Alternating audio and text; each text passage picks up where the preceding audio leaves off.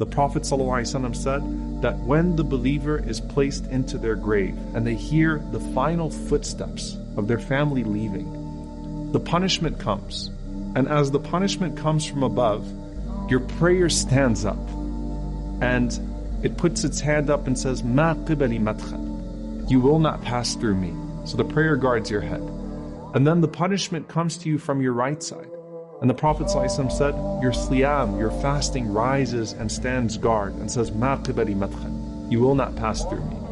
And then to his left, his zakah stands and says, "Ma qibali madkhal." You will not pass through me. And then at his feet, his sadaqah and sila, his goodness towards his family and then his community, his voluntary charity, his truthfulness, his honesty, all of those things stand guard at the bottom and say, "Ma qibali madkhal." You will not pass through me. And then it's said to him, "Sit up." And he sits up. The Prophet ﷺ said that the sun is made to appear to him as if it's about to set. Yani it's almost Maghrib. It's about to be Maghrib. So the believer is accustomed to what? You're accustomed to salah. You're accustomed to prayer. And if you wake up at an odd time, sort of disoriented, the first thing you worry about is, did I miss my prayer? So this person says, "Let me pray." And the angels say, "You'll get to that, but first you have to answer our questions. Man Rabbuk? Who is your Lord? Ma dinuk? What is your religion? Man Nabiyuk? Who is your prophet?" Now the only way you're going to be able to answer who your Lord is if you used to worship Him. And the only way you're going to be able to answer what your religion is if you actually used to practice it. And the only way you're going to be able to answer who your prophet is, sallallahu alaihi wasallam, is if you used to actually follow him. And if you answer right, a voice cries out from the heavens and says, "Sadaqa abdi, my slave has spoken the truth." And subhanAllah, in one hadith, the Prophet ﷺ said that those two angels that were first frightening, they say to you after you answer the questions correctly, "Kunna na'lamu annaka taqulu hadha." You know, we knew you were going to say that. We knew you were going to answer these questions right.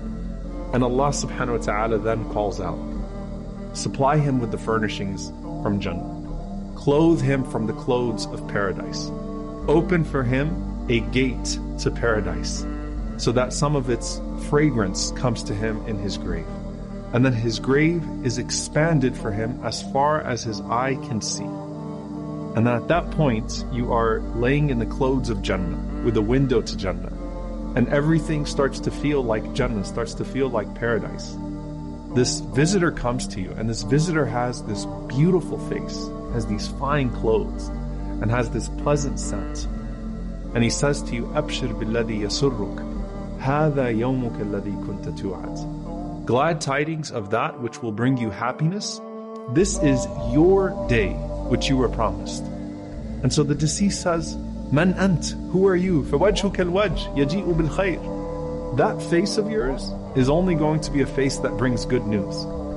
And that person responds to you and says, "Ana amaluka salih." I am your good deeds. Now subhanAllah, imagine what your good deeds look like, all in one person. The beauty of that, bi'idhnillahi ta'ala, if you actually used to act upon that guidance from Allah.